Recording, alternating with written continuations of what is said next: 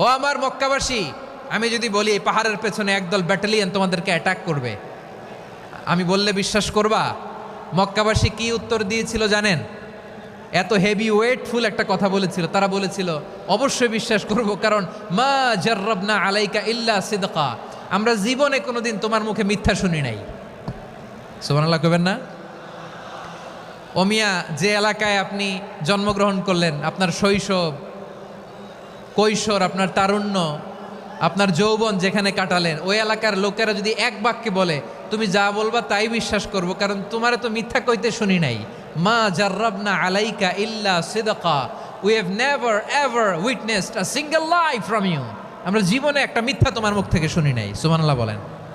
দেখেন, এই কথার মাধ্যমে এক বাক্যে বিগত 40 বছরের সার্টিফিকেশন হয়ে গেছে। কথা বলেন ঠিক কিনা? বিগত 40 বছর আমার নবী মক্কায় কেমন লাইফ লিড করেছেন, এক বাক্যে সার্টিফিকেশন, মা জাররাবনা আলাইকা ইল্লা সিদকা।